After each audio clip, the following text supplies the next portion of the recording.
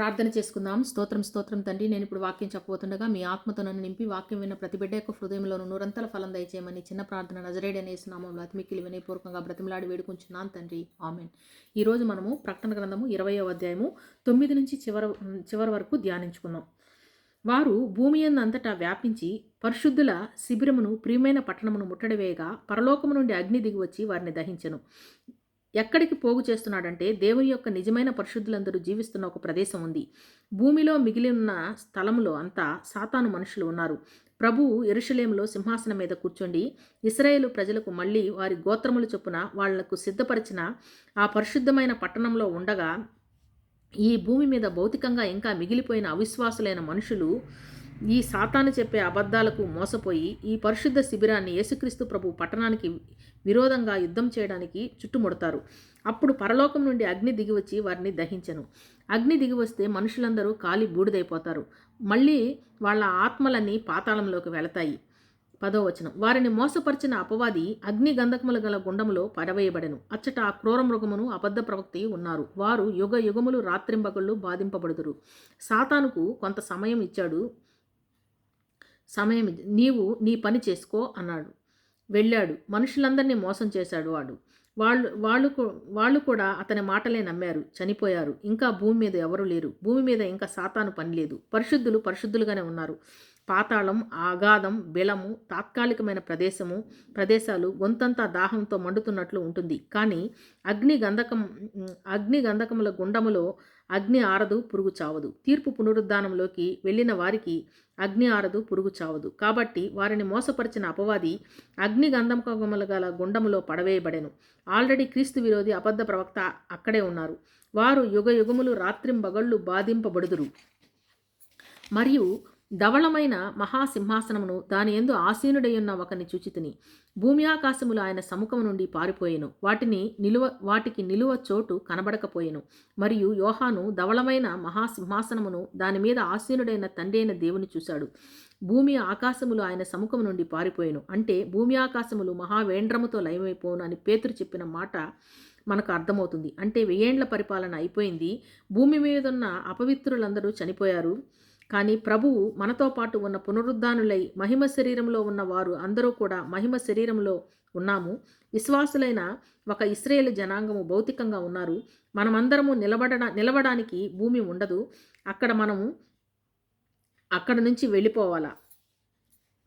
మనమందరం నిలవడానికి భూమి ఉండదు అక్కడ. మనం అక్కడి నుంచి వెళ్ళిపోవాలా. యేసుక్రీస్తు ప్రభువు మనలను అంటే వధువును భౌతికంగా ఉన్న ఇశ్రాయేలు జనాంగమును అందరినీ కూడా తీసుకొని ఇంకొక ప్రదేశానికి వెళ్ళిపోయారు. మరియు గొప్పవారేమి కొద్దివారేమి మృతులైన వారందరూ ఆ సింహాసనం ఎదుట నిలవబడి ఉండుట చూచితిని. అప్పుడు గ్రంథములు విప్పబడెను. మరియు జీవగ్రంథమును వేరొక గ్రంథము విప్పబడెను. వేరొక గ్రంథమును విప్పబడెను. ఆ గ్రంథము యందు వ్రాయబడిన వాటిని బట్టి తమ క్రియలు చొప్పున మృతులు తీర్పు పొందిరి. కడమ మృతులైన అవిశ్వాసులందరూ ధవళ సింహాసనం దగ్గరకు రావాలా. అప్పుడు గ్రంథము విప్పబడెను. ఇక్కడ ఉన్న వాళ్ళు పేర్లు జీవగ్రంథంలో లేవు. అందరూ కూడా వేరొక గ్రంథంలో ఉన్నారు. వారు బ్రతికి ఉన్న సమయంలో వారు చేసిన ప్రతి పని వ్రాయబడింది. ఆ గ్రంథముల యందు వ్రాయబడిన వాటిని బట్టి తమ క్రియల చొప్పున మృతులు తీర్పు పొందిరి. వీళ్ళు తీర్పు పునరుద్ధానం కొరకు తండ్రి అయిన దేవుని యందు నిలబడ్డారు. జీవగ్రంథము ఎందుకు తెరవబడింది అంటే, ఇదిగో మీ పేర్లు ఇక్కడ లేవు అని చెప్పి తీర్పుకు పంపిస్తారు. మీకు అవకాశం ఇచ్చాము. యేసుక్రీస్తు ప్రభువును విశ్వసించమని దానిని మీరు తృణీకరించారు. ఆ గ్రంథములు వారి ముందు విప్పి వారందరినీ కూడా తీర్పుకు పంపించబోతున్నారు. సముద్రము తనలో ఉన్న మృతులను అప్పగించెను. మరియు పాతాళమును వాటి వశమునున్న మృతులను అప్పగించెను. వారిలో ప్రతివాడు తన క్రియల చొప్పున తీర్పు పొందెను. భూమి కింద పాతాళం ఉంది. కానీ పాతాళ లోకం యొక్క ఎక్స్టెన్షన్ అంటే మృతుల లోకం యొక్క పొడిగింపు. భూమి మధ్యలో ఉన్న సముద్రం లోపల కూడా కొన్ని ఆత్మలు ఉన్నాయి. పాతాళంలో ఉన్న మృతులందరూ, సముద్రంలో ఉన్న మృతులందరూ కూడా బయటికి రావాలి. మరణం అనేది పడిపోయిన దేవదూతల్లో సాతాను నియమించిన ఒక దూత పేరే మరణం. మరణం అనే మాట దేవునికి చెందినది కాదు. ఎందుకంటే నేను జీవమై ఉన్నాను. దేవునికి వ్యతిరేకంగా మానవుడు చేసిన అవిధేయతను బట్టి తెచ్చుకున్నది మరణం. దానిని తీసుకున్నది సాతాను. అందుకని మరణము, పాతాళలోకము భూమిలోని మనుషులను కబళిస్తున్నాయి. ప్రకటన గ్రంథము 6వ అధ్యాయం ప్రకారము గుర్రం మీద మనము స్వారీ చేస్తుంటే వెనుక పాతాళము పరిగెడుతూ ఉంటుంది. అంటే అవిశ్వాసులైన మనుషులు చనిపోయినప్పుడు మరణం పట్టుకుని పాతాళం అనే సంచిలో పడవేస్తుంది ఆత్మని. కాబట్టి మరణము పాతాళము ప్రోగు చేశారు ఆత్మలను.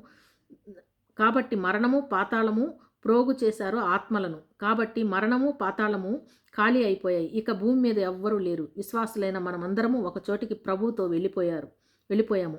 ఎక్కడికి వెళ్ళిపోయామనేది 21 అధ్యాయంలో వస్తుంది. మరణమును, మృతుల లోకమును అగ్నిగుండంలో పడవేయబడెను. ఈ అగ్నిగుండము రెండవ మరణము. తాత్కాలికంగా కాదు, శాశ్వతంగా వీరు నిత్యమైన మరణం చెందుతారు. అగ్నిగుండంలో పడవేయబడతారు. ఇది రెండవ మరణం. బిలియన్స్ మంది అవిశ్వాసులు, సాతాను, క్రీస్తు విరోధి, అబద్ధ ప్రవక్త, అనేక మంది పడిపోయిన దూతలు, వీరందరికీ ఎటువంటి శిక్ష ఉంటుందంటే వారి శరీరం అన్నీ కాలిపోతూ ఉంటాయి. నాన్ స్టాప్గా. అంటే అగ్ని ఆరదు, పురుగు చావదు. యుగ యుగములు బాధింపబడతారు. జీవ పునరుద్ధానం చెందిన మనమందరము యేసుక్రీస్తు ప్రభువుతో ఉంటాము. ఎవని పేరైనను జీవగ్రంథమందు వ్రాయబడినట్లు కనబడని ఎడల వాడు అగ్నిగుండంలో పడవేయబడెను. దేవుడు ఈ చిన్న వాక్యాన్ని మన వెనికిలో దీవించునుగాక. ఆమెన్.